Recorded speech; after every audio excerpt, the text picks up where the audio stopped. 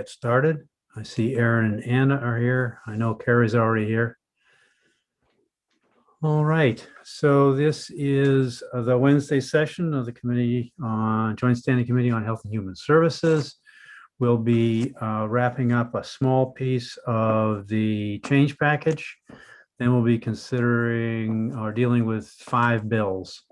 And one of them is brand new to us. And then we'll be going over some language revisions after we're done. So let's go around and introduce ourselves, starting with Representative Zager. Thank you, Mr. Chair. Good morning, everyone. I'm Sam Zager. I represent District 41, which is part of Portland. Senator Baldacci. Good morning, everyone. I'm Joe Baldacci. I represent Senate District 9, which is the city of Bangor and the town of Herman. Thank you. Representative Craven. Thank you, Mr. Chair. Good morning. My name is Margaret Craven, and I represent House District 59, which is part of Lewiston. Representative Madigan. Good morning. I'm Colleen Madigan. I represent House District 110, which is part of Waterville and part of Oakland. Representative Griffin. Good morning. My name is Abigail Griffin. I represent House District 102, which is Glenburn, Levant, and Cadescate. Senator Moore. Good morning. I'm Marianne Moore, and I represent Senate District 6, which is all of Washington County, as well as Goldsboro, Winter Harbor, and Sullivan in Hancock County as well. Representative Meyer. Good morning. Thank you, Mr. Chair. I'm Representative Michelle Meyer, serving Southern Maine's House District 2, which is all of Elliott, where I live, and parts of Kittery and South Berwick. And I'm Ned Claxton, and I am honored to represent the folks in Senate District 20, which consists of Auburn, Minot, Mechanic Falls, Poland, and New Gloucester. Our staff are here today. Oh, Representative Javner has just joined us. Are you ready to introduce yourself? Or are you still making connections?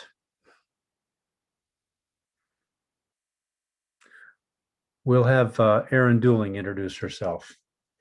Good morning. My name is Erin Dooling. I'm one of the 2 legislative analysts with the Office of Policy and Legal Analysis.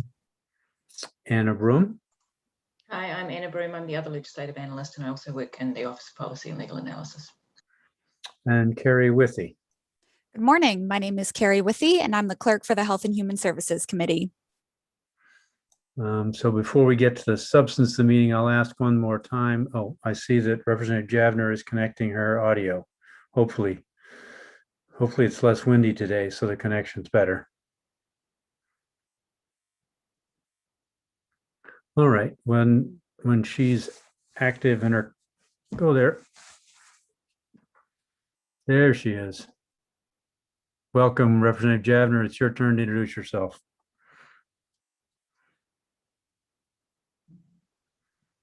Good morning. I'm Representative Kathy Javner, and I represent House District 141, which is located in Penobscot and Washington County. Very good. So the first order of business, why don't we go to 000, which will complete our consideration of the change package. Okay, so this was complicated, and I'm afraid I sent it all to you about 3 minutes ago. It has been going around a number of different folks to try and get this right. So I'm going to share my screen and show you the 000 proposal, because I also have a question for you. And I know that there are a couple of people from the department that are here that you may also need to engage.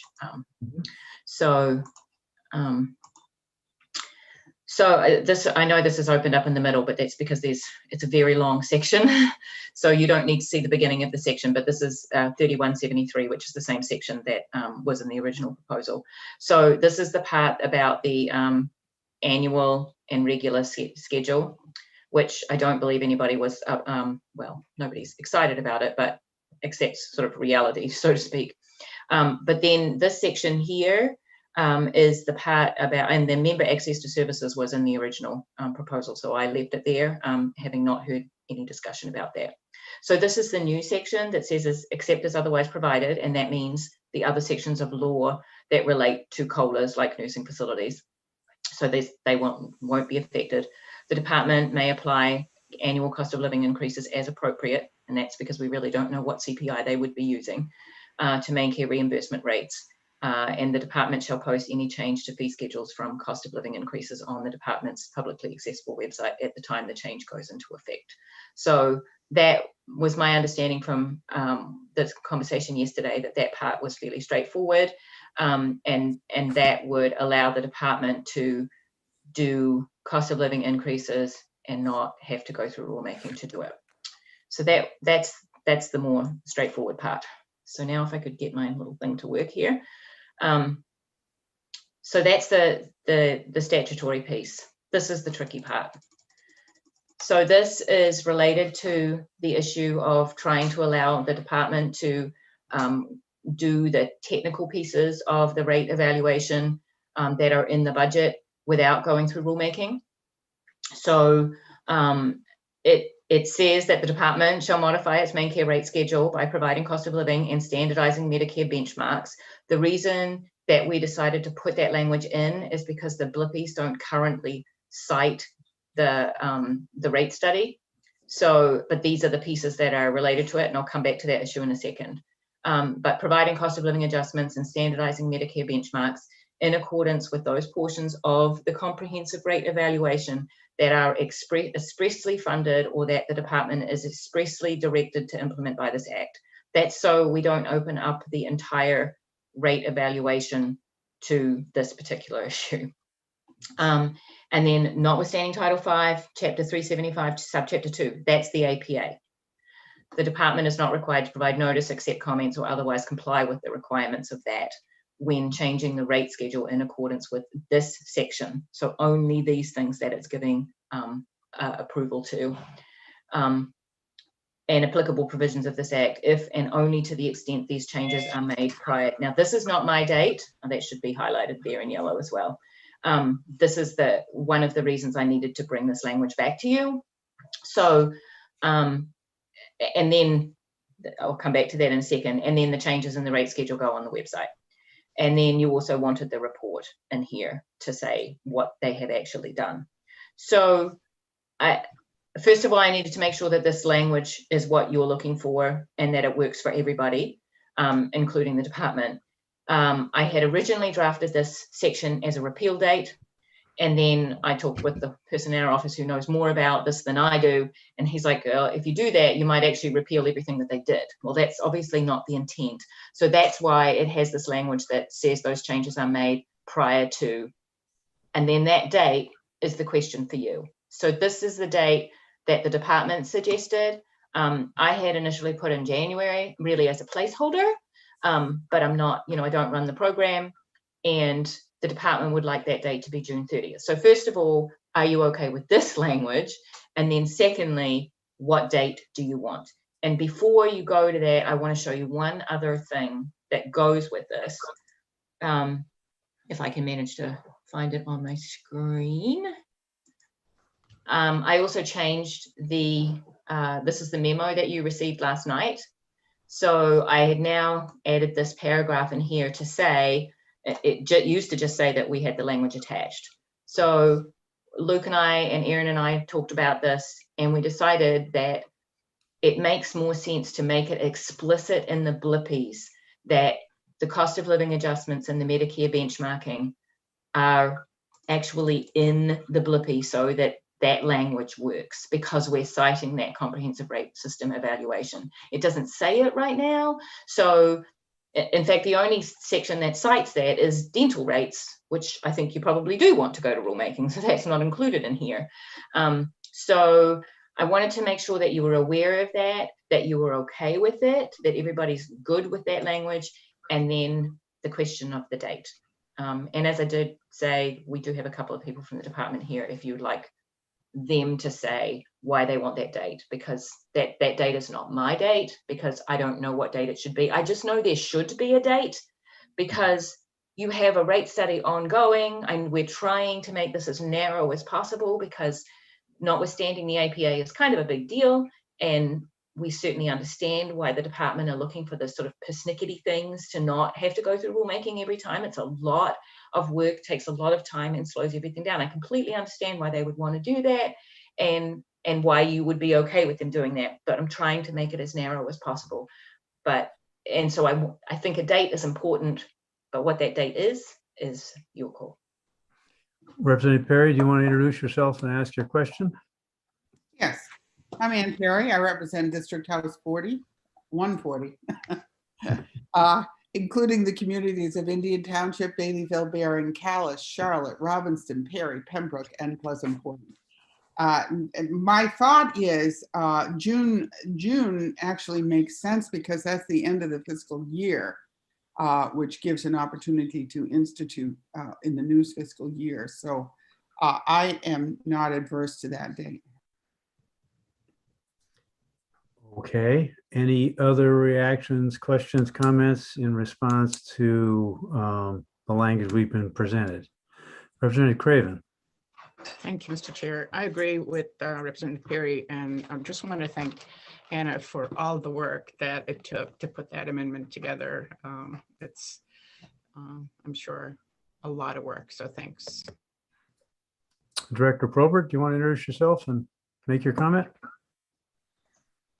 Yes, good morning, Michelle Probert, Main Care Director. And I cut out for a moment there when I was joining, so sorry if I missed any comments. I apologize that I didn't note this in the back and forth scramble with Anna this morning, but I did want to note that I think that July 1 may be more appropriate than June 30th, just because a number of these initiatives have a July 1 effective date. And so if we cut off things at June 30th, then I think that we would actually skip a lot of the initiatives that are set to be effective on July 1. So I wanted to put that out there. Can we add the qualifier June 30th at midnight, or is it best to go July 1? You can have July 1 if you want, as long as the committee signs off on it. I'm good. I don't think anybody would put back against that. Very good. Any other comments? So is everybody comfortable with COLA language, the way it's been drafted and left in statute? That gives them the option to go ahead and do that without the process required typically. Our folks, we talked about July 1 as the alternative date. Thank you for that, Director Probert. And then the other question was about the portion of language describing what's going to happen. Are people okay with what was there? I'm seeing some head nods. How about thumbs up? Is everybody okay? So it looks like people are comfortable with what's there.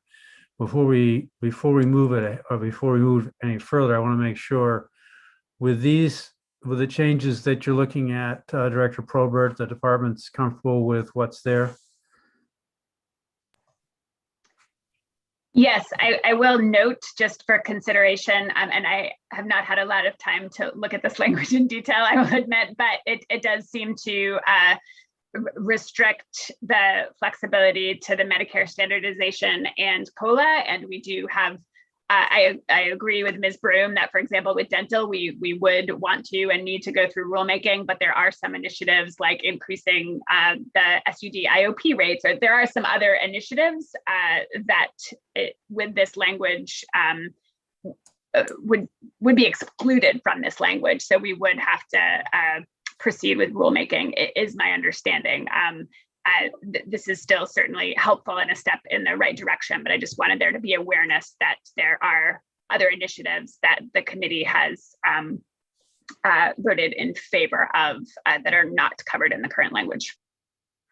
And I think the intent was to create it as narrow a path as possible with the option to add exceptions in the future if this works as well as we hope it does. Any other comments? I'm not seeing any hands up in the attendees list, folks who want to comment. So I'm going to assume that for right now, looks good to the committee. So I would entertain a motion. Representative Perry. I move section 000 in as amended. Representative Craven. I would second that. So the motion's been made and seconded. Is there additional discussion or conversation? I don't see any. So Why don't we do this with a show of hands? All those who are in favor of moving 000 in its revised form into the change package, please so indicate. That's unanimous of those present. Thank you.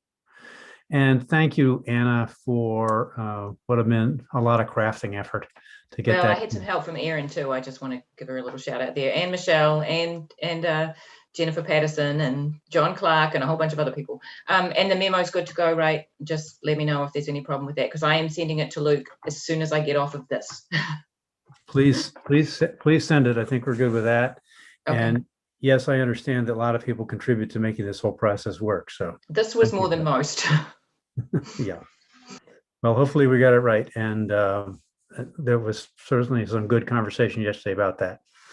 All right. Anything else pressing that I should address now before we go to consideration of bills?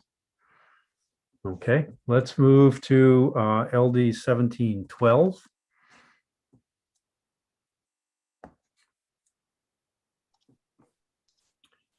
And I defer to Erin. So LD 1712 is an act to support children's healthy development and school success. The bill has two major parts. In the first section, it establishes the Help Me Grow system within the department, which is a comprehensive statewide coordinated system of early identification, referral, and follow-up from children from prenatal care up to 8 years of age and their families, and would ensure access to early periodic screening, diagnosis, and treatment services related to services to promote healthy development, and developed a coordinated system of screening, referral, and services. It establishes the position of the coordinator to work across offices with the department, the Children's Cabinet, DOE, and other relevant departments. And it requires DHHS to submit annual reports to this committee and also the Education Committee. So this first section is very similar to a bill last session, LD 2159, which I've linked here, which was a committee bill at the end of session that came out of a report on the early periodic screening that was directed from the legislature, which is also linked here. The second section of the bill establishes the first For Me early care and education program under the department to provide comprehensive, high-quality early child care and education services for at-risk children under 6 and their parents by funding projects that integrate comprehensive resources and services with traditional child care centers and family child care settings. Projects are sponsored by a coalition of stakeholders, providers, and community members, which the project is to serve. The project is led and coordinated by a community contractor who staffs the operations and contracts with the providers to provide the services, including healthcare, education, parenting services, and that those services may occur within the facility or at the licensed family child care provider or in the home by an individual providing those services to the child or the family members of that child. The community contractor employs or contracts with a community coach who trains and provides support to those providers. The department is directed to apply for available federal funds and from any costs to fund the program and to the maximum extent possible, maximize the receipt of federal funds using state funds.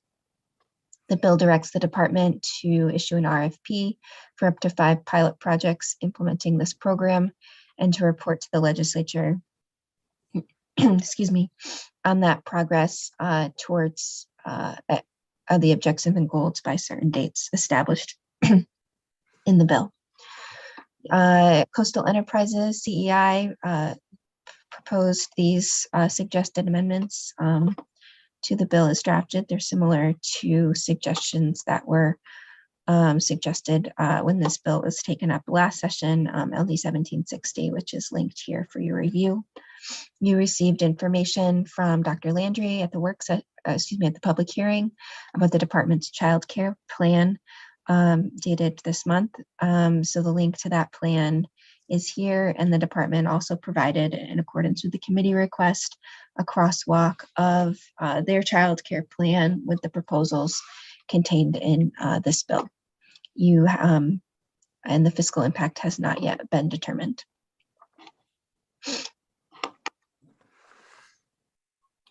Okay, so any comments about the analysis? Is there any interest in adding any of the proposed amendments from CEI at this point? Those were the three that were referenced in the analysis. And we've been joined by Representative Stover. Would you care to introduce yourself? Thank you. Good morning. My name is Holly Stover. I represent House District 89, including Boothbay Harbor, Southport, Edgecombe, Westport Island, and part of South Bristol. And glad you're here, Representative Stover, particularly because I was going to ask you a question, and now I can.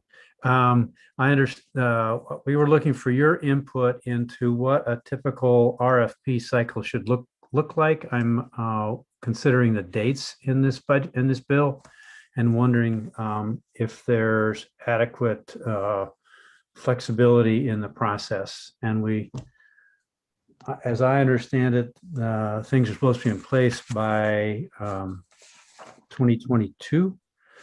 I'm trying to find my notes from lots of conversations. Did you say And January the of question, yeah.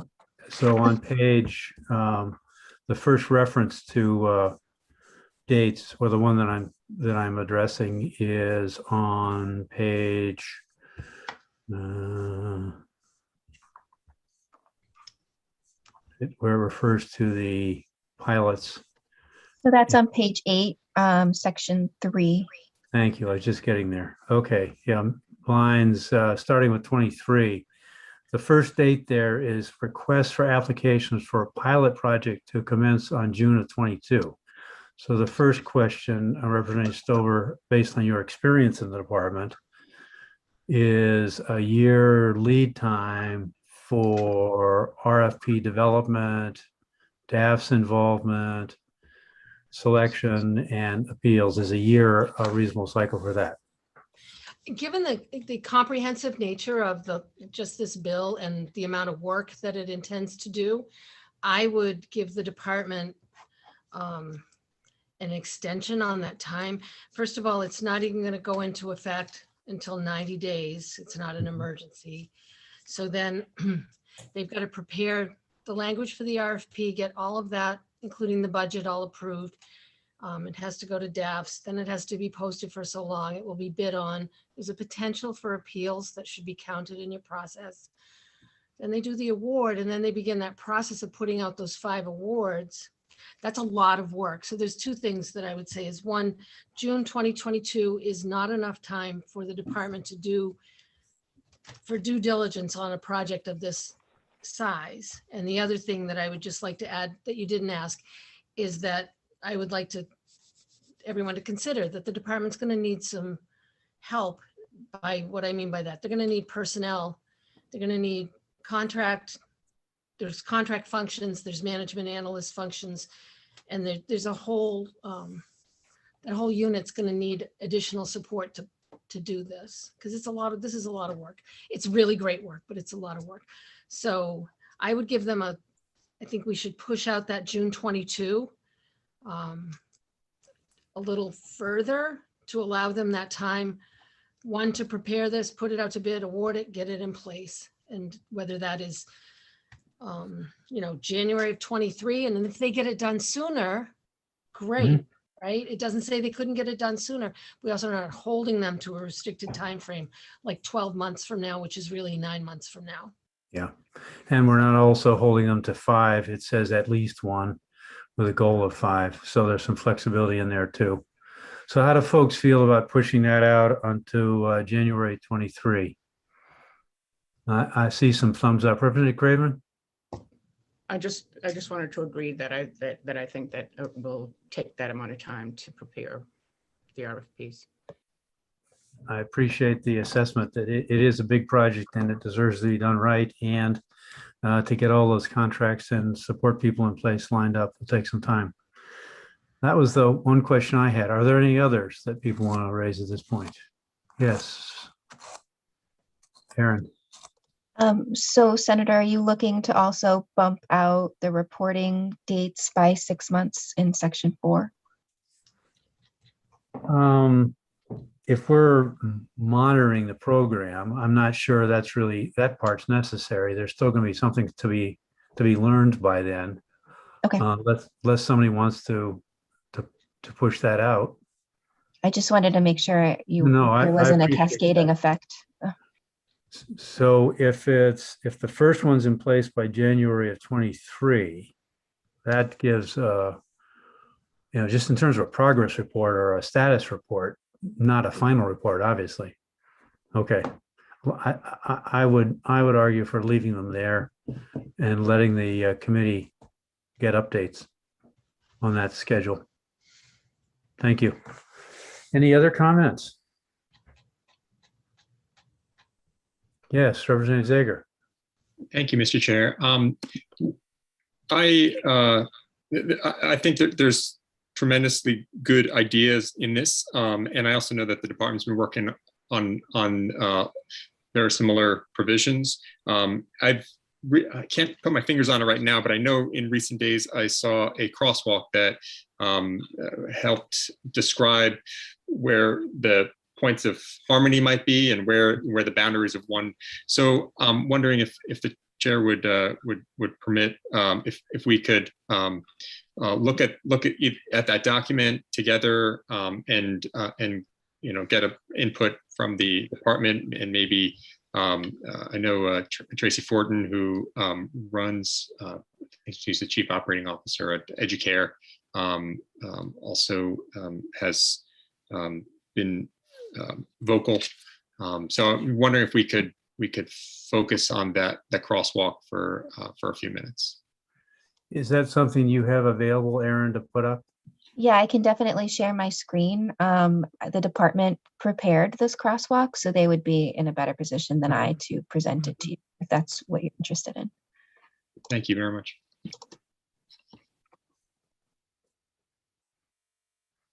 So I think the real content starts on the next page.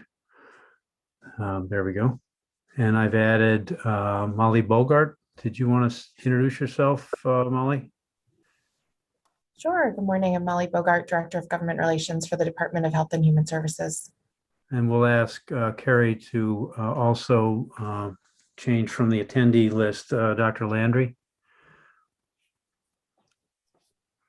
He's So here, good Senator morning. Claxton. I know, I'm just asking you. Oh, he's already here. Well, welcome, Dr. Landry. Good morning, Senator. For the record, I'm Todd Landry, Director of the Office of Child and Family Services within Department of Health and Human Services. Okay.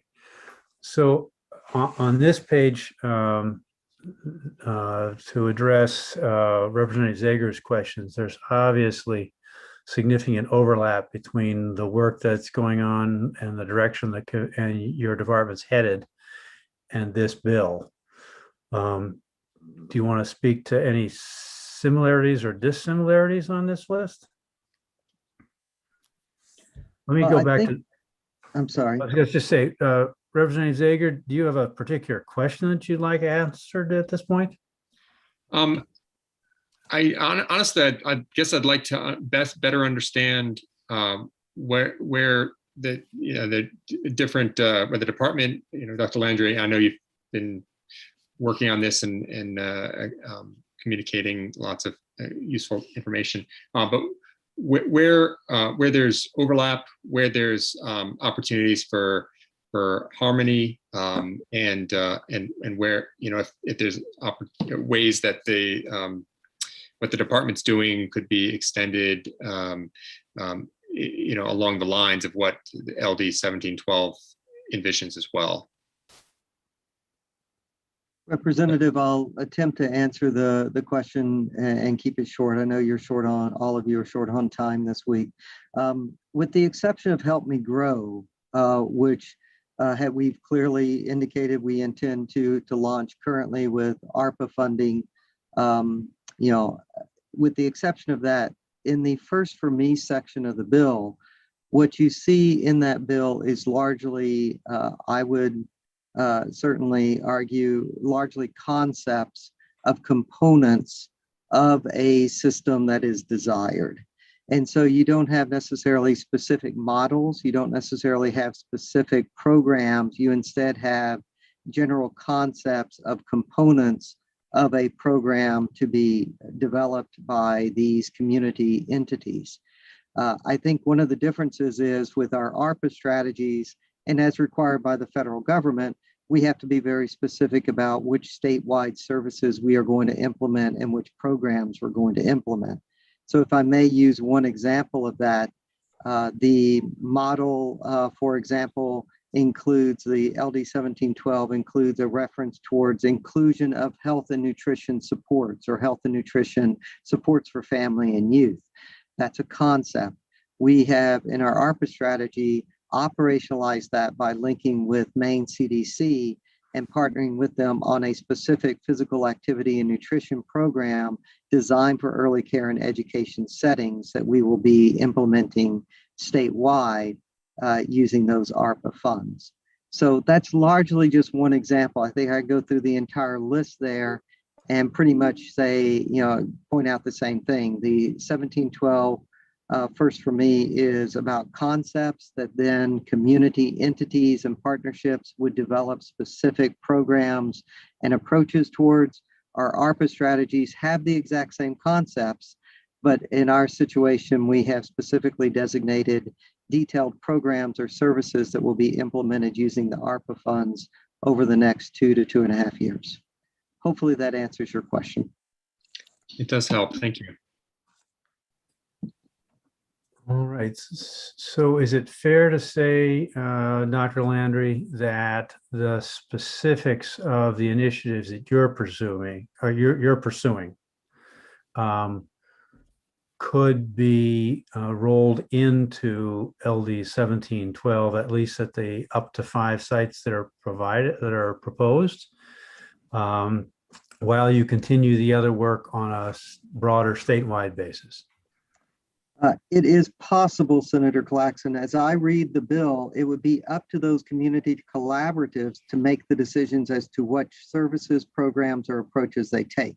Mm-hmm. So we would have to leave that up based on my understanding of the bill. Those communities and those groups of communities would decide what they're going to implement, whether they be in place, not in place, evidence informed or not.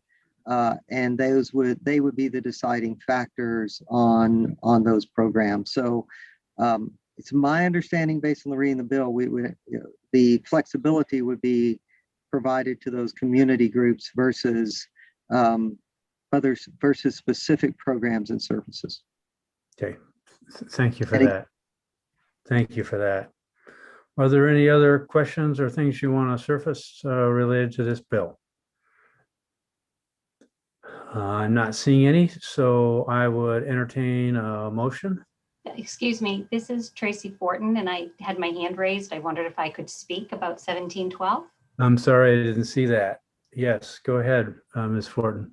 Thank you. Thank you very much. And Representative Zager had referenced that I was here. And I just want to clarify a couple of pieces that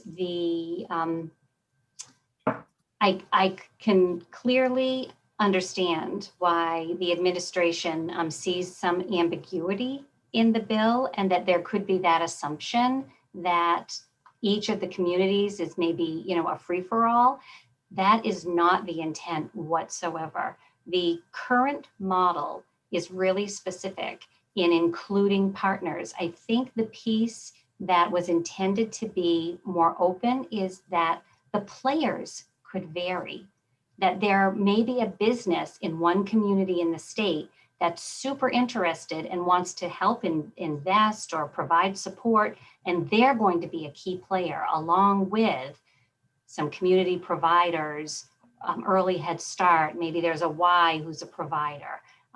Who are the programs? Not every program in the state, has a Y or has a childcare center. So they're going to work just with family childcare.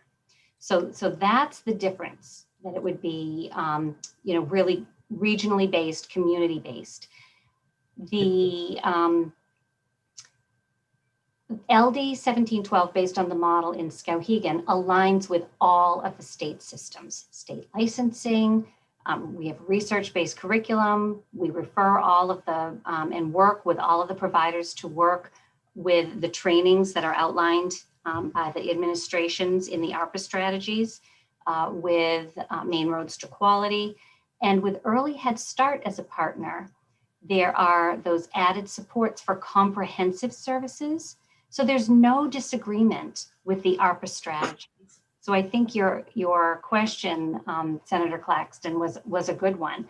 Can those ARPA strategies be incorporated, infused in the pilots or LD 1712?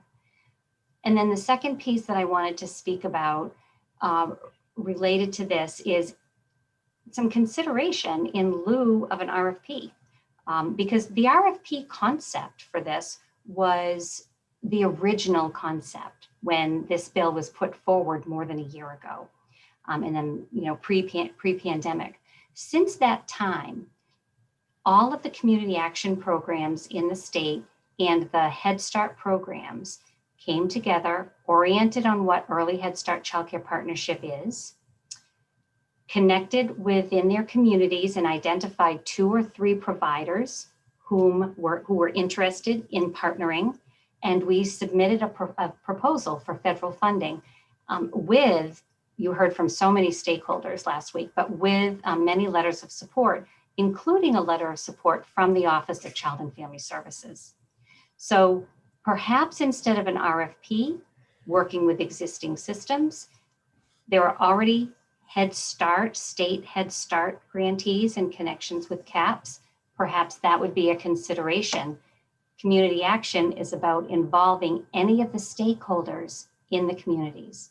That would help to address CEI's geographic comment about having it go across the state and the administration's interest. And I'm happy to answer any specific questions. Senator Baldacci, you had your hand up. Thank you, Mr. Chair. I thank you, Tracy, Ms. Fortin, for coming. No, I didn't have any questions for Ms. Fortin. I just want to make a few comments on the record when it comes time, but I'll hold off right this second. Okay. Now seems as good as a time as any. Okay. I just want to speak out in support of this program. It's an incredibly important program.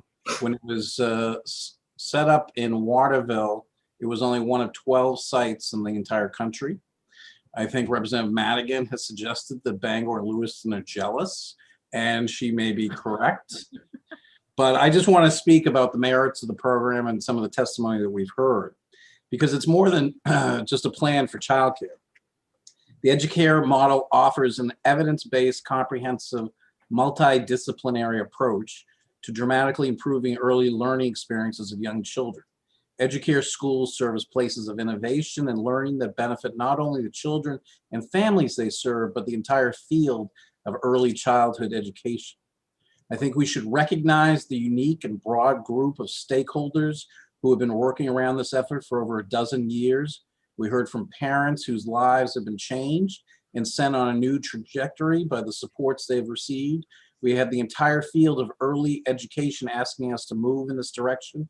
Private child care centers like the YMCAs, the Family Child Care Association, the Head Starts, and public schools, who all want to work together to make this happen. These are the people on the ground working with children every day, and we should be listening to them. I'm also impressed with the different voices involved that we do not often hear in this committee, such as law enforcement, the private sector, such as the Chamber of Commerce, and this business group, the Maine Early Learning Investment Group, that has raised private funds to support the effort in Skowhegan since 2015. We should also listen to the testimony of our former state economists, the president of Thomas College, the co-chair of the Governor's Economic Recovery Committee, Lori LaChance, who serves on the board of Educare and recognizes the importance of investing in early childhood education. We have a unique opportunity before us to utilize significant federal funding to transform the lives of children in the state. I fully believe that we can support this legislation and support the plan of the administration. I believe the two complement each other. Since this legislation was developed, we now know Maine will receive over $130 million in federal funding to support childcare. The people in our communities across the state want us to work together to create a system to improve the lives of children, families, and educators who serve them. This is an opportunity for bold action to support Maine children. So I urge my colleagues to vote ought to pass on this bill. Thank you. Thank you, Representative Craven. Thank you, Mr. Chair. I have a question for Tracy. Please. And that is, would you speak a little bit more about how contracts would be awarded then if we didn't have an RFP system to, to facilitate that? I think that first we would really appreciate working with the department on that, because the department currently oversees, for example, the state early Head Start contract to all of the early Head Start programs. What we envision as Head Start directors is the state would have, whether you tied it in with that contract, but earmarked, a certain amount of funds, that those dollars are specific to working with community partners.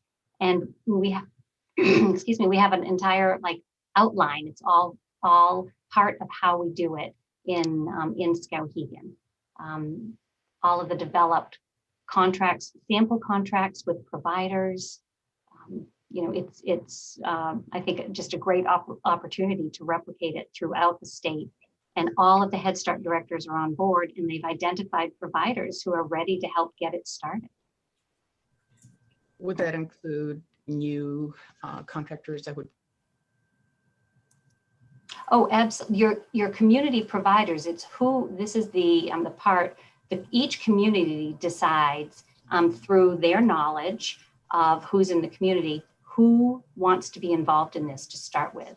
And it can be a childcare center, a Y, a family childcare provider, who are the people, because you want families to have choice, right?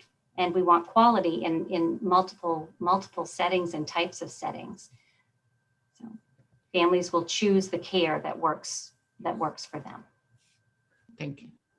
Representative Madigan, you've had your hand up. Thank you, Mr. Chair. Thank you, Ms. Fortin, for being here. I want to acknowledge the work you guys have done with KV Cap in the Kennebec and Somerset area, and KV Cap and other CAP agencies do a lot of work with childcare, including working with Educare, which Senator Baldacci was right to point out that I think Bangor and Lewiston are quite jealous of what we have here in Waterville, and I'm lucky to have that in Waterville and to represent this city. But I wonder if you could talk a little bit about how the CAP agencies and Educare and childcare and Head Start kind of works together, kind of expand that outward. I mean, I've been really impressed with what Educare does, Educare Without Walls. If you could speak a little bit about how you guys are working on that. I think what I'd like to do is stay focused on the content of the bill right now, if we can, okay? And then afterwards, there might be an opportunity to explore some of the nuances that have been surfaced. Representative Stover, you had your hand up. I just wanted to thank Ms. Fortin for her comments. However, I have a question for the department. Given what I said earlier about timeframes and understanding the RFP process, it is my understanding, and my question is it possible to even sole source a contract of this size? It's my understanding of the rules that it would not be, but I just want to clarify that with the department. Thank you. Representative Stover, I think we'd have to look into it in a little bit more detail, but I believe your working assumption is exactly my working assumption, which is we would, given the size, scope, and scale of this, we would, in order to meet state procurement, we would, as currently structured, we would have to RFP this. Again, I'm working on the same assumption as you, and that's my belief at this point, but we would have to confirm that once a bill potentially passes. Thank you, Dr. Landry. And like Senator Claxton, I don't want to distract from the bill, but I just want to clarify that point. Thanks. Yeah, very good. Are there additional questions from the committee or comments that people would like to make? Yes, Representative Craven. Thank you. I'd like to make a motion, which is ought to pass as amended. Second. So the motion's been made and seconded. Are there any questions at this point? Any discussion? Then we'll turn to Ms. Withy to record the vote on LD 1712. Senator. Here, I think there's a couple of people, Senator Moore and Representative Griffin are there, and so. Oh, I took, yes, Representative Griffin, go ahead, please. Thank you. I just need to make a comment that I wish we were carrying this bill over to allow the department to do their work and then see what we need to still work on. So I just want you to know I'm going to ought not to pass. Thank you. Senator Moore. Thank you, Senator Claxton. I echo what Representative Griffin says as far as being able to carry this over. I have always been extremely supportive of any of our childcare services and what all we're doing. I'm also very supportive of the department, and I appreciate all that Dr. Landry has done in moving the department forward to that. So I was hoping that we would be able to carry it over and have an opportunity for the department to roll out what their plans are. I mean, they've got a good childcare strategies going on it, and I like the crosswalk and looking at it. But I understand the urgency and the need to go forward with this. I am going to support the bill, but I did want it on record that I really do wish that we were carrying it over to give them some time to look at it, and then for us to look at it again in January. I don't know that we're already there. Like Dr. Landry mentioned that the part 2 of it is all concepts, and I think it would have been better to have a little bit more time to work on it. But that's my comment. Thank you, Senator Moore. Any other comments? Thank you for the heads up, Senator Baldacci.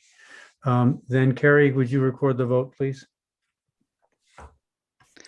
Representative Zager. Yes. Representative Zager. Yes. Representative Melorano. Representative Melorano is absent. Representative Stover. Yes. Representative Stover. Yes. Senator Baldacci. Yes. Senator Baldacci. Yes. Representative Perry. Yes. Representative Perry. Yes. Representative Griffin.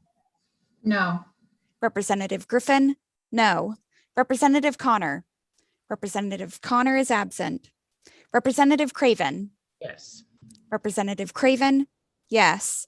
Representative Madigan. Yes. Representative Madigan. Yes. Representative Javner. She's experiencing some technical difficulties, is what she's saying. Thank you, Senator Moore. Representative Javner is absent. Senator Moore. Yes. Senator Moore. Yes. Representative Meyer. Yes. Representative Meyer. Yes. Senator Claxton. Yes. Senator Claxton. Yes. That's 9 yes, 1 no, 3 absent. Representative Javner's here now, I believe. Oh, there. Yeah. Do you want to record your vote on this, Representative Javner? Did you hear any of the conversation? Looks like you're frozen there, Representative Javner. You may need to extinguish your video if we're to hear you. I forgot to mention in the introductions that we have a certain number of technical difficulties to encounter in a given day, and this will allow us to check that box in our work. Carrie, would you repeat what the breakdown was of the vote, please? It's currently 9 yes, 1 no, 3 absent. So we're going to have to come back to Representative Javner for an opportunity for her to cast her vote. We're having trouble. So I want to thank Ms. Fortin for being here. And I noticed the bill sponsor is with us, Senator Jackson. Did you want to chime in at this point? Thank you, Senator Claxton. No, I'm very appreciative of the thoughtfulness of the committee and obviously happy with the result. Okay, very good. Thank you very much. We really look forward to working with the administration on further details. And to Dr. Landry, thank you for your ongoing work and efforts to help us understand this bill and how it fits with the work you're doing. That is greatly appreciated. Okay. So now we can move to consideration of LD 1717.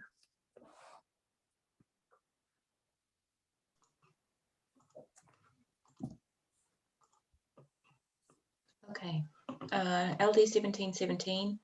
This is an act to ensure home care and hospice providers are included in Maine's emergency response plans. This bill requires the governor, in the event of a state of emergency due to a public health emergency or an extreme public health emergency, which is in Title 22, to consult with healthcare practitioners and operators of healthcare facilities regarding measures to be taken to ensure the health and safety of the public and the healthcare workers. And that is amending the emergency proclamation section that is in 37B. There was also an amendment requested by the sponsor to include timely consultation, and that measures include supplies and resources, and that measures to safely and effectively administer needed healthcare services. And that amendment is, I'm going to go down to that so that you can see it again. You heard from the sponsors and the proponents that home care and hospice were not originally part of the pandemic response, and independent providers were left off the list for distribution of PPE, sanitizer, testing supplies. They were not included in the tiered priority list for supplies, and that home care workers were not considered essential healthcare workers for vaccinations. More COVID patients were taken care of at home than in hospitals, and home care and hospice is now providing input into the after action that should have inverted commas around it, after action report by the Healthcare Coalition of Maine, which is a contract with the state. In the department, the governor and the executive branch routinely consult with leaders of private and public healthcare sectors and have during the ongoing public health emergency, and the CDC is engaging with the healthcare system during planning and response through public health emergency and hospital preparedness programs. That's two different things. There are some drafting issues here. The biggest one, and I completely understand how this happens, but the title is different from the text of the bill. The title specifies home care and hospice, but the text of the bill, and you can see it, this is the sponsor's amendment language, so but it also means that you can see the bill. This relates to all healthcare practitioners and healthcare facilities. Now, there's a good reason for that. It's because if you want to include home care and hospice, which I assume is what the sponsor was looking to do, given the testimony, it wouldn't make sense to add it. I mean, there isn't anything there to add it to. So that meant that in order to add home care and hospice to all of the healthcare providers, you had to put all the healthcare providers in statute because they weren't already there. So that's, I think, why the title doesn't match the text, but it doesn't match the text. And so it does mean that it's, that perhaps there were other folks that were not paying attention to this bill either. That's why you only heard from home care and hospice. The bill requires consulting with healthcare practitioners and operators of healthcare facilities. I don't know if the definitions, or rather it's not really a definition here. It says including without limitation, and then lists out healthcare practitioners, and so that's the individuals, and that says physicians, nurses, hospice, in-home and community support service providers, and then operators of healthcare facilities, hospitals, nursing facilities, and clinics. I don't know if those are definitions that you would expect. It's not that there's anything wrong with them. I just want to draw your attention to them.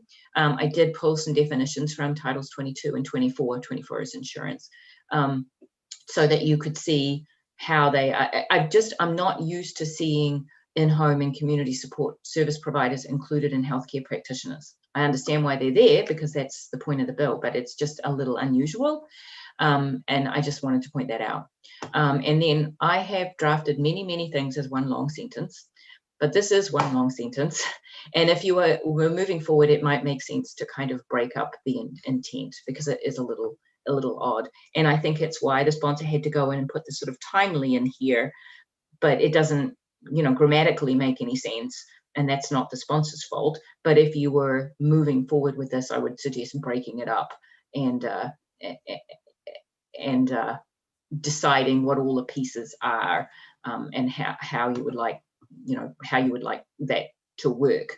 Then I just pulled the definitions to show you I won't certainly read through them because Senator Claxton will hit my head if I do, but they are there for you to see if you want to. And then I did include this section because I always find it helpful to see what, a paragraph is that's being proposed, how it works with the rest of it.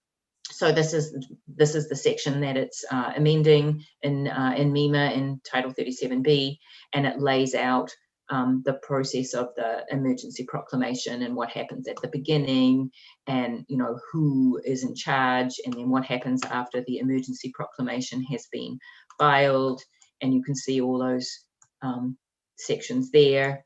And then this was a new section which also goes away that relates to COVID-19 specifically. And then I had to go and find paragraph E because I'm like, well, that's weird. It enacts paragraph F, and when you go and look at the statutes, there's no E, but that's because E is very new, and this relates specifically to the healthcare side. So this is what, and you can see how it's broken up. That's part of the reason I wanted to show you this. Not only is it good to see what the process is that you're amending or adding to. In this case, it's really adding to. But I think it's also helpful to see that it could be broken up. It doesn't have to be one long sentence. Anna, that last sentence doesn't look like something you constructed because it's got a double negative. Well, sometimes you do have to do double negatives. Believe me, when you're fitting it into what already exists, yeah, double negatives are a pain. But we do draft them all the time. But when I say them out loud, I try to get rid of the double negatives so that I can know what I'm doing. It's kind of like doing math, right? Anyway, so that's what I have for you. There are some issues here, I think, for drafting that you may wish to think about if you want to move forward. Thank you. So let's start with the committee. Are there responses to that analysis that anybody would like to raise questions about, comment on? I don't see any. So Representative Craven. Thank you, Mr. Chair. I think that in the beginning of this pandemic, where none of us knew, but we should do, or what the best practice was, that the home care and hospice providers were certainly very frustrated with the lack of guidance and PPP products as well. Yes, so I just wanted to acknowledge that. Thank you. And I want to acknowledge the sponsor who's joined us. Welcome, Representative Dillingham. Did you have any comments you wanted to make as follow-up to that analysis? No, I do apologize for the drafting areas. I do tend to rely on the revisor's office when I give them the, my intent, and I give them a rough draft. Then I do rely on them to fix whatever they need to for the language as far as it goes. It needs to fit into statute. So I have talked to obviously the folks in the industry, and I was told that the committee is leaning towards sending a letter rather than passing this piece of legislation. And I'm fine with that. My question would be, in the language of the letter, would there be some mechanism for either a report back or a status update? God forbid, should we ever find ourselves in this situation again, how they plan on dealing with and addressing, the home care and hospice providers. I'm fine with supporting a letter, and if the committee unanimously wants to do that, I just would want to make sure that we don't lose sight of this, and that there is something that comes back to this committee of oversight to say, yes, we acknowledge that this is an issue. Should we ever find ourselves in this situation again, we're going to make sure that this portion of healthcare workers are taken care of, and we treat them as they need to be treated to make sure that they can continue the wonderful and very important work that they do. Thank you, and thank you for the advocacy for a group that we have in front of us quite often and are crucial in our system in this state. So I appreciate that. And your flagging that there was a process problem early on. I think it prompts a much even larger discussion about when you have emergencies, how do you figure out who should be at the table for discussing those, and how do you be as inclusive as possible? That's just by way of editorial comment, but thank you for bringing this forward. Representative Meyer. Thank you, Mr. Chair, and thank you to Representative Dillingham for her advocacy. I am encouraged in reading through some of Executive Director Lori Belden testimony that the Home Care and Hospice Alliance was brought into the conversation with the Healthcare Coalition of Maine, which is the contractor with the statewide coordination responsibilities, and that there is an after action report. So that after action report, to which the Home Care and Hospice Alliance, who were the chief members of the community home health and community delivery system that came before us on this bill, they will be offering their assessment of what's occurred during the emergency for input into that after action report. So I think if the committee could be privy to that report, have it made available to us so that we can review and potentially report out. Would the opportunity to review that, our opportunity to review that bill and create legislation, should we want to, would that Yes. address some of your concerns, Representative Dillingham? Yes, it would. And thank you to Representative Meyer for bringing that forward. I also saw Senator Moore's hand up. Did you have a comment? I just had a comment, Senator Claxton, thank you. And I really was piggybacking a little bit on what you had mentioned. I hesitate for us to start putting into statute all the members that needed to be in this emergency group, because we never know what's going to happen. It is unfortunate that the hospice was not included. However, I hate to put into statute all this list of folks and there's going to be somebody else we forgot. So I think that we should leave that as necessary. Leave it as it is, personally.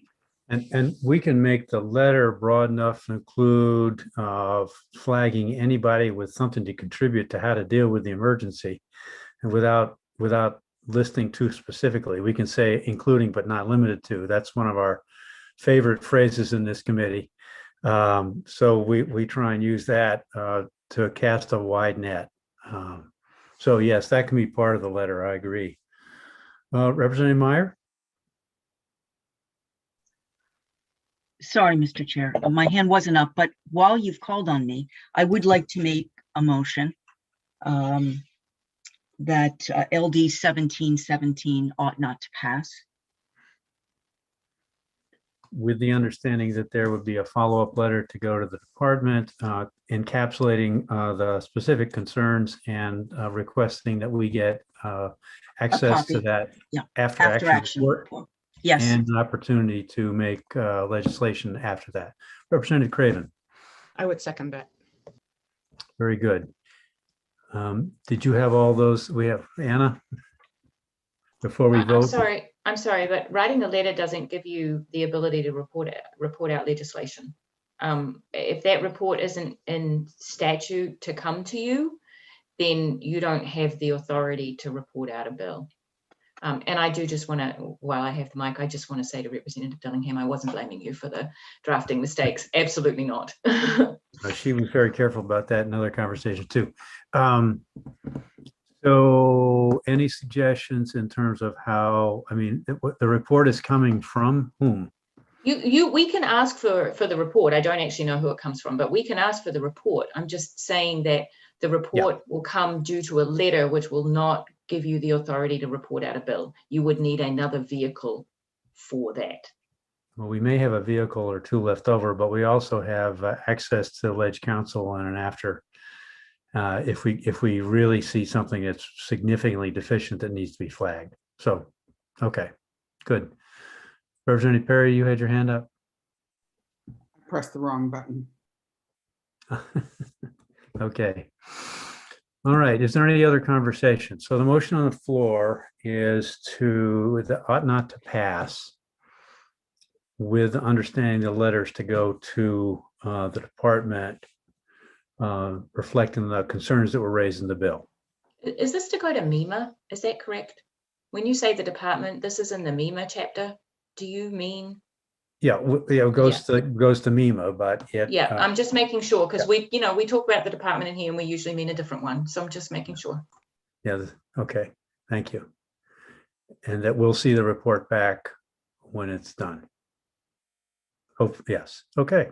So that's the motion on the floor. Looks like we're ready to vote. Carrie, I'd ask you to collect the votes. Representative Zager. Yes. Representative Zager, yes. Representative Melorano. Representative Melorano is absent. Representative Stover. Yes. Representative Stover, yes. Senator Baldacci. Yes. Senator Baldacci, yes. Representative Perry. Yes. Representative Perry, yes. Representative Griffin. Yes. Representative Griffin, yes. Representative Connor. Representative Connor is absent. Representative Craven. Yes. Representative Craven, yes. Representative Madigan. Yes. Representative Madigan, yes. Representative Javner. Yes. Representative Javner, yes. Senator Moore. Yes. Senator Moore, yes. Representative Meyer. Yes. Representative Meyer, yes. Senator Claxton. Yes. Senator Claxton, yes. That's 11 yes, 2 absent. So again, thank you, Representative Dillingham. I know you put your bill in November, December, and lots has transpired since then. And I hope the after action review will address those concerns that you've surfaced. Thank you. Yes, I believe it. I hope so as well. I appreciate all the work and time that you and your committee have put in. So I hope you all have a great day and hopefully get to get outside and enjoy the weather and not stuck in committee for many, many, many hours today. Thank you for that good wish. Take care. Bye-bye. Representative Javner seems to have both video and audio. Would you like to record a vote on LD 1712?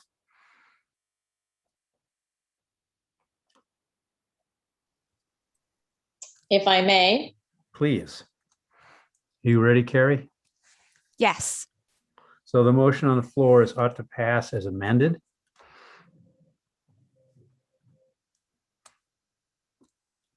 And your vote is Representative Javner? Ready?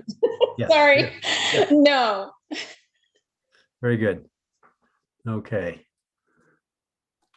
Thank you. So that makes the current count, Carrie?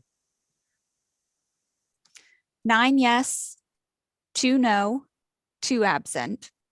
Very good. Glad you've reestablished communication, Representative Javner. All right, so next, the plan is to move to consider to 1608. That is currently on the table. So I entertain a motion to take, well, actually, we don't even need to take it off the table. At this point, I'd entertain a motion to, yes, Senator Moore. Yes, Senator Claxton, I would make the motion that we carry over LD 1608. There's a lot of work to be done with that, and we need to further work on that. So I want to make the motion to carry it over. And I would second that. Motion. Thank you for the motion and the multiple seconds. Is there any discussion? I think we can do this with a show of hands. All those who are in favor of carrying over LD 1608. That's unanimous of those present and voting. Thank you. Very good. All right. And that would get us to consideration of 1722. And on this one, I'd also entertain a motion. Yes, Representative Meyer. Thank you, Mr. Chair. I would move that LD 17, that we carry over LD 1722. And I'll second that motion.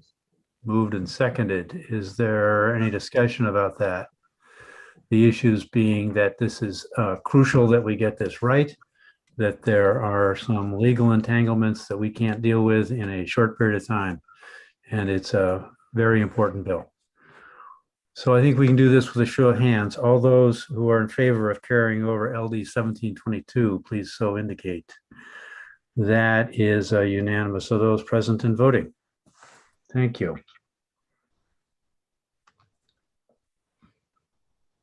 So that gets us to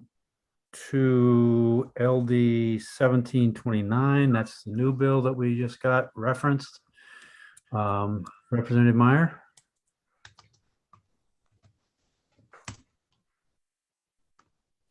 Sorry, Mr. Chair, didn't put my hand down. Okay, Senator Moore. Yes, thank you, Senator Claxton. Since we did just receive this bill yesterday, I am making the motion that we carry it over.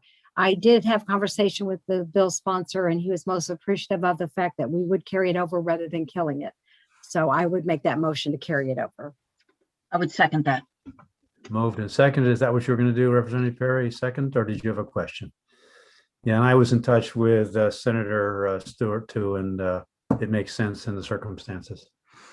And he was appreciative. Any further discussion of making LD 1729 one of our carryover bills? I don't see any, so we'll do that with a show of hands again. All those in favor of carrying it over? That is the unanimous of those present. Thank you. All righty. So my understanding is the next thing we're supposed to go to is some language review, whatever's available. And that depends upon how little sleep our analysts have gotten. So we'll depend upon, we'll go over whatever is available for us. Okay, so I have a few. Erin, just leap in whenever you want to do yours, is fine. Do you want to I do just yours? have one. Yeah, why don't you go first? Okay. Why don't you go? Thanks, Anna.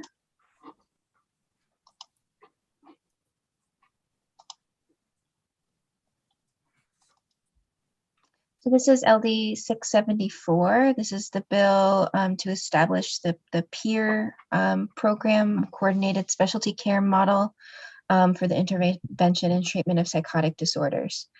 There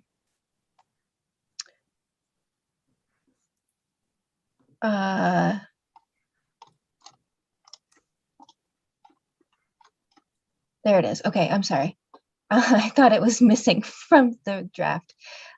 Here, section 5 has the contingent effective date that says that the section of the act that implements the coordinated specialty care model takes effect only if the necessary approvals from federal CMS are received, and that the department must notify the Secretary of State, the Secretary of the Senate, the Clerk of the House, and the revisor when those approvals have been received. So in order to, so there was that contingent effective date. There was also the request to delay the submission requirement to federal CMS from June 30th, 2021 to January 1, 2022, and then change the language around developing the rate, which would have occurred following the rule, the state planner waiver submission. But it was understood that that rate would be developed before that in order to be included in what would be submitted to federal CMS. So instead of having that process happen after the approval, here it indicates that that would happen upon submission of the state plan amendment or waiver. In addition, there was a section of the original bill that indicated that by July 1, 2021, the department must reimburse for coordinated specialty care. This was caught in the back and forths between me and the revisor's office, that the July 1 date might not make sense anymore, given that the submission wouldn't take effect I'm sorry, wouldn't happen until January 1, 2022. So I put a guess here that I hope is okay with the committee of that the rate reimbursement rate would take effect January 1, 2022, which is the same date of the state plan submission. And I'm hoping this is right, that if the state plan was submitted in the first quarter of 2021, then it could be retroactive to the beginning of that quarter. And so by making those dates the same, I'm hoping that accomplishes that. But of course, I would defer to the committee on what makes sense to you, because that wasn't something we discussed at the work session. Okay. And then you received the fiscal information that's available here. I do know that that number is different that we end up with than what was in the change package, wasn't it? With the same bill? I think it's different. I'm not sure. Yeah. We didn't discuss as part of the change package to what extent that initiative overlaps with this bill. So I don't know. There's no need to. I just was making a comment. Okay. So are folks okay with the date changes and the language change that has been referenced in this language review? I see one thumb. I see a bunch of thumbs up and some head nodding. Are people generally okay with where we ended up? Great. It'll go out the door. Thank you. Great. Thank you. Okay, so I have a few. We will start with an easy one. This is the sex trafficking study. This is the original bill you're looking at right here. And this is, I just want to draw your attention to, this is B, paragraph B in here about the data on sex trafficking that included labor trafficking. That was the piece that you removed. So the amendment looks like this, literally striking out all of paragraph B in subsection 2, and then they just re-letter. There is also a fiscal note because it's a study, and that is the fiscal note right there. So it requires a person and a contract. So this would go to the study table. No, this will go to the regular table because the study table is only for studies that have legislators on them. Ah, that's right. So this is a regular study, so it will go to the appropriations table. So I wanted you to see that. So that one is ready to go. Oh, everybody okay with that? I didn't actually need to do that. Looks good. So can you now see a new thing on your screen? Yes. Good. So this is the bill about med management in particular. So this bill was originally drafted as 25% increase, plus it also had a study related to it. It required the 3 tiers to be developed of reimbursement and with a stakeholder group, and you struck all of that out and you wanted the 25%. I'll come back to the date in a second, plus you wanted a 5-year COLA. So that was what you asked for. The other reason, we inserted this January 1st, 2019 date, because if you remember, there were some smaller groups of providers who got an increase in the budget last year, and that increase was less than 25%. So your intent was to use this date so that everybody would get a 25% bump, as opposed to a 25% bump plus whatever that group got originally, which was like something like 14 or 15%. So that's why the January 1st, why you picked the January 2019 date, so that because they haven't gone up since then, except for those groups of people. And most of the folks that do med management, according to the Alliance, are not the folks that got the increase. So that was why you picked that date. So 25% plus a 5-year COLA and that date. And then you removed everything else. That's why it's a strike and replace, because you got rid of all of the stakeholder study and the 3 tiers and all of that. And then the fiscal note, which is really the reason. So you can see this is not quite finished from the revisor's office, but as far as I'm concerned, for you, for your purposes, it is complete because you also have the fiscal note. So there is the fiscal note right there. I believe there's another piece to it because there's a different account. And then you get the totals right there. So it's a general fund, 670,000, 743,000, something like that.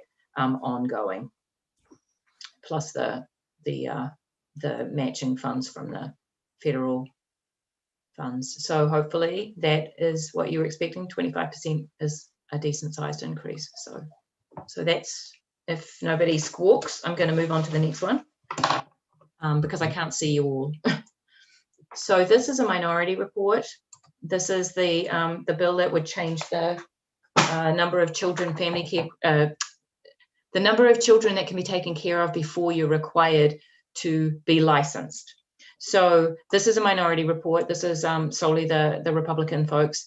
Now, this is the reason this is a strike and replace. If you remember, it's simply because this bill was written before you had the bill from the department that you all enacted and has been enacted at this point, that got rid of the certification language for family care providers and had everybody use the same licensing language. So this language that you voted for is exactly the same. It's just that all of the section that it was going into it was a little bit actually here. Anywhere where it says licensed in this family care provider section used to say certified.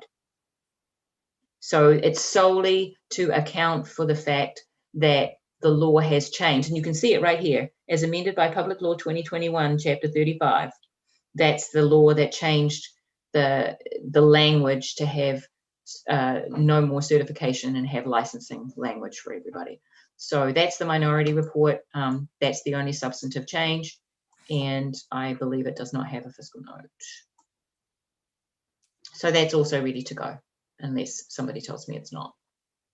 Okay. This is bariatric. I do have to amend the emergency preamble. The revisor's office is right. So, and I haven't done it yet. It's on my floor. Actually, I have done it. It's in process. So this is because you changed the plan. It's a complete strike and replace. So I just want to go through it again so you can remember what it is, and then you'll see the fiscal note. So instead of having an RFI, you had the department convene an informal work group with the long-term care ombudsman to establish providers that might be interested, rather than doing an RFI, because that seemed to be more straightforward to everybody. And this bill does have an emergency preamble so that this can go forward right away. And then no later than December of this year, the department amends the rules, and that's because, you know, they're looking for a different kind of rate. So if you remember right now, there are different rates available, but they're negotiated on an individual basis. And this would set a rate for any beds that get established under this plan, as well as including this direct billing for durable medical equipment, transportation, and behavioral health. And also that you had this requirement to decrease the amount of time for processing for prior authorization requests, because that seemed to be a holdup right now. And this would apply to any bariatric bed, not just the bariatric beds that are established. It wouldn't preclude the ability for negotiations. Then no later than March 2022, the department would award a contract for the first 4 bariatric beds, because if you remember, you didn't change the total number, but you changed it as a rollout for 4 beds a year. And then no later than June 2022, the contracts would be awarded, and then you would get a report back. And I did not change this date. The revisor's office were confused by that because it's not the end of the project, but it's because, at least my understanding was, you were looking for a progress report on what was happening in the department should you get this bill enacted. You didn't want to wait till the end. You wanted to know how it was working in the meantime and did all the steps. At least that was my understanding. And then the fiscal review is no longer pending. There is a fiscal note required. We do expect that there would be a cost here. Luke can't determine what it is. The department can't determine what it is. It looks very similar to the fiscal note you had on the bariatric bill last year. So that's that one, if everyone's good with that. Okay, Good. and then I have one more. And this one is a little on the long side. So I'm going to show you the amendment first and then go back to the bill. So this is Representative Millett's bill about, this is the wait care, the wait list, but it's the data bill, not the wait list bill. I showed you the fiscal note for that yesterday or the day before, I don't remember now. But this is the one that would change what is kept on the website, and you struck out a lot of this bill. I don't quite know how to review this very easily, but I'm going to go down, I guess, to the whole, well, actually, I'll go to the summary first. So you're simplifying the reporting requirements in terms of waiting lists. You removed the language about immigrant and Indigenous populations participating and replaced it with this language that has a diversity of ethnicity, race, and gender. And that was because that language was very structured before. And then there were a number of sections of the bill that you struck out. And then I don't remember what the service delivery one was about. Oh, this was the section about the rights, that it didn't sit very easily in there. And then you got rid of a section that had already happened in reality, and then the behavioral add-on you removed because you have a different bill that you so I'm going to have to go back and forth here a little bit. So you so I just want to, so this is posting the quarterly reports, which is what the department and the committee agreed to do. I think it was originally drafted as monthly. So this requires quarterly reports on the department's website for each waiver. So that's all of them, 18, 20, 21, 29. And in which the state participates, data on how many persons were served and how many were on the waitlist for service, and then posting it by prioritization category when available, applicable. So that's to get at the section 21, has the priority 1, 2, and 3. That doesn't exist in the others. And then you told me to work with the department about how to do the length of time. And so this is what the language that came from the department was, to include one or more indicators of the length of time. And that was because you agreed to not have a median because it didn't really mean anything, or short or long. This is how I believe you sort of landed. And then this is the section about diversity that I mentioned. And then these are all the sections that were removed. So now I'm going to go to the bill. Oh, wait a minute, would be easier. 7, 8, 9, 10, and 11. So this is the services and supports. These sections stay. And then this is the one that was rewritten. The section was rewritten and combined into one section. And then you struck out these sections to include, to sort of put it and combine it into the section that we did have. The quality is elsewhere. That's why you removed that section. And then this is the section that was rewritten with the diversity language. You also removed the direct care worker because they can't always get them. The department tries to include them. And then you got rid of the projections, the budgeted resources, the self-determination. This section stays. And then that section stays as well. The legislation, this is because right now the autism report, for example, comes every 2 years, and this would give you the ability to report out a bill every year. This section is the one that was very awkward in terms of the rights and putting in the sort of negative language. So you remove that, and then you remove this because it's already happened, and 16 because it's in, I think, 1574. I'm sure that Representative Meyer knows the numbers better than I do. Oh, and I meant to go all the way to the bottom, didn't I?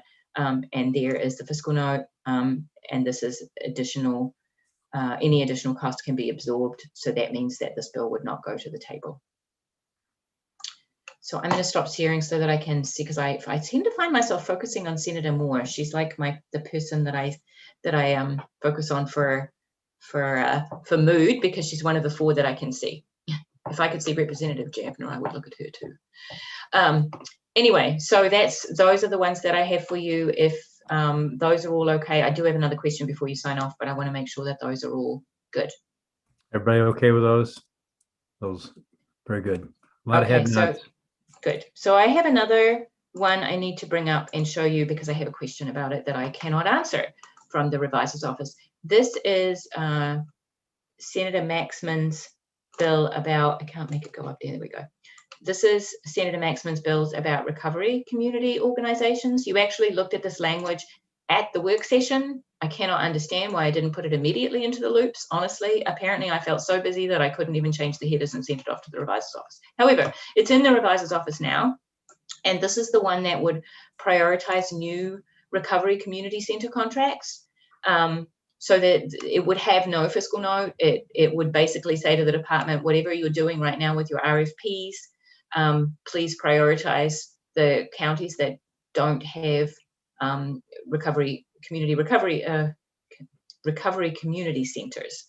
And the problem is that I came back from the revisor's office with about 6 different places where it's in, when does this end? And I'm like, I don't have a clue. What they're looking for is an end date. Otherwise, this goes on. And, you know, the reason you put it in a resolve is because it is short term, but we don't know what that time period is. So I can't answer that question, because that's a policy decision. But I think, you know, what they're saying is, you know, how long do we prioritize this particular issue? Is it for 2 years or 4 years or 1 year or the next round of RFPs? I don't have an answer for that. So after I threw it across the room because I was tired, I don't know the answer. So if somebody, I didn't hit anybody. Somebody did come out and go, did that fall off the door? And I'm like, no, I threw it. And she said, oh, well, if I had been walking by, and I was like, sorry. So anyway, I don't have a clue on the answer. So if somebody could give me an indication of, or not somebody, the committee, you don't need to revote it unless there's a problem, but I do need a direction for the revisor's office. Representative So Perry. I don't heave it across the room again. Yeah, can we do to the end of the biennial budget? That's what you want. You mean the budget period? If that's what you would like, absolutely. Yep. Another way would be to phrase it in term until each county has its own recovery center, or that would be another way to do it, because that would keep it active, but likely longer.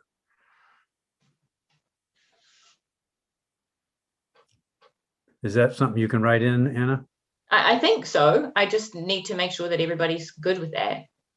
And the goal, help me out here. The goal was to make sure that these resources are available as widely distributed in the state as possible. That was the real intent of the bill.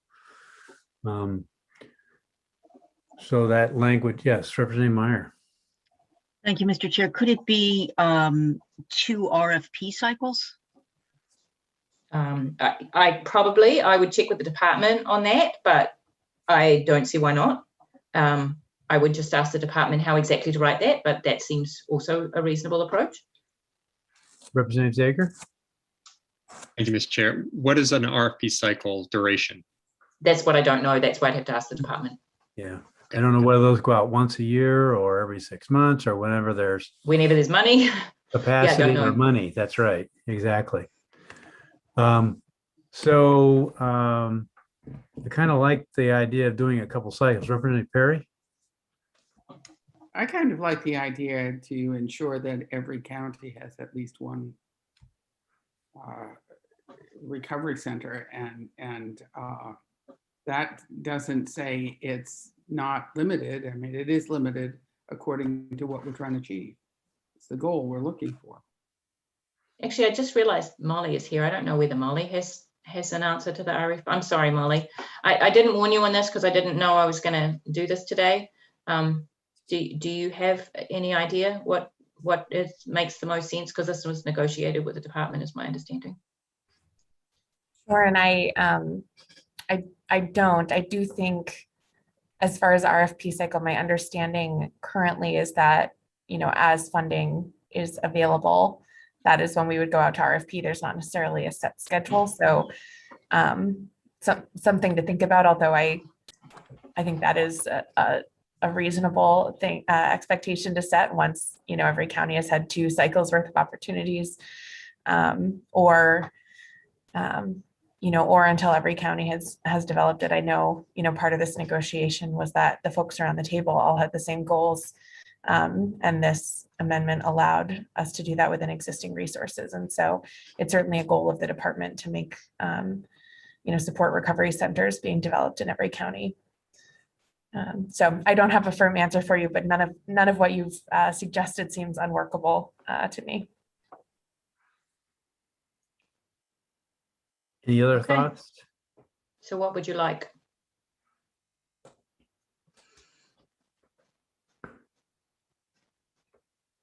Any? Yes, Representative Zager and then Representative Perry. Thank you, Mr. Chair. I kind of like an outcomes-based approach, and it seems reasonable to benchmark it to every county having at least one. There's other ways to do it, but I don't think we want to get too in the weeds on this. And so I think that's what my thoughts are. Are you comfortable with that, Representative Meyer? Okay. Is the rest of the committee comfortable with that concept until there's one in every county? I see some head nodding and some thumbs. Okay. So if you can work with that, Anna?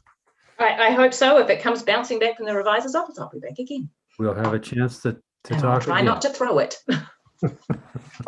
At least we gave you something tangible.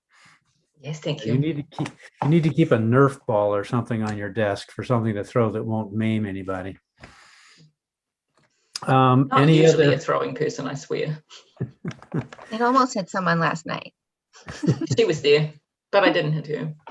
It had nothing to do with the sponsor or the bill, just the endless 6 times it was on the same page. I'm like, I still don't know. Anyway, I was just annoyed that I didn't think of the question either. Anyway, Don't keep asking me. Right. So any other items to deal with before we adjourn at a reasonable hour? No, just a reminder that I'll see you, Senator, at 1 o'clock. Yes. And we'll be preparing an updated or second carryover request based on your votes this morning. So you should see that this afternoon. And we'll be reconvening on Friday at 9. Yeah, and we will try to send you a list of whatever we have ahead of time with the amendments. We don't know what they are yet. Senator Moore? I just want to remind the committee that we have that one form from the immunization rulemaking that everyone needed to review the application, and we needed to get that back in, I believe, by the 29th. So I'm just reminding the committee, if you've not already done that, you need to get that turned in. Oh boy, thank you. All right. Yes, Ms. Withy. Thank you, Senator Claxton. And just a reminder, if you could look in your inbox for any emails from Casey Milligan and reply to those if you haven't already. Thank you. Senator Baldacci? Thank you, Mr. Chair. When are we having a discussion about the appropriations prioritization list, or we just give you a list, or how do you want to do that? We don't have it yet. Okay. Oh, okay. I was just gonna. I just want to throw this out as, I mean, we voted on a number of bills that were unanimous. I don't know if we want to say that they should give priority to the ones that were unanimous first, and then second priority be the ones that had a member of both parties on, had some bipartisan support. I mean, I just throw that out there for discussion purposes only, just because I think if we've had a unanimous bill, that would convey itself, that we share the priority. But I just throw that out there as a suggestion that might help simplify things a little bit. And get them done. How does that sound to folks? I'm looking to Senator Moore and Representative Griffin for some feedback before I look elsewhere. Representative Griffin? Well, we, this morning, we emailed you some of the bills we prioritized. Okay. Just Okay. So we won't ignore that. Yeah. Representative Craven? Oh, thank you, Mr. Chair. I just wonder if there would be any kind of a crosswalk between items that actually went into the budget and you know, and that are already funded. We can try, Representative Craven. It won't be perfect and we won't have a lot of time to do it, but we can try. Okay. That seems reasonable. That way, you know, we would pick things that was really. Right. You don't vote for things that have already happened. I get it. Yeah. Well, but by the same token, That assumes that everything you recommended makes it into the budget, though. So we won't know what's in the final budget until later. exactly. I was just talking about the supplemental budget, the change package that we just voted on. And that hasn't been voted on to be finalized yet. Senator Moore? Yeah, and that's exactly what I was also thinking about too. And I appreciate Senator Baldacci's note about that was a unanimous. However, we don't have all of the appropriation or the fiscal notes on each one of them. So that makes it a little harder. We've got to remember some of them may not even have fiscal notes. So it's a little hard to dissect if we've just looked at the unanimous reports. And we're still waiting on some fiscal notes as well. Mr. Chair, can I ask Senator Moore, you referenced the immunization thing. Is there a form we're supposed to sign? Because if somebody could resend it to me, and Representative Griffin, I didn't get your email on, I don't know if you just sent it to the chairs. You may have sent it to the chairs, yeah. Oh, okay. We can resend the petition to the whole committee. Yeah. You're referring to the administrative action thing. Yeah. Oh, okay. Right. I didn't know if we were supposed to get our immunization records together or not. Thank you. Oh, no. No. Okay, I just want to make sure I'm all up to date on everything. Thank you. Okay. All right. Any other business to be conducted before we adjourn before noon? Talk about Big Brother, right? The immunization. All right, people. So it looks like next up is 9 o'clock tomorrow, Friday morning, and unless anybody wants to join us at 1 o'clock in Judiciary. All right, motion to adjourn until 9 o'clock on Friday. All those in favor? Thank you, everybody.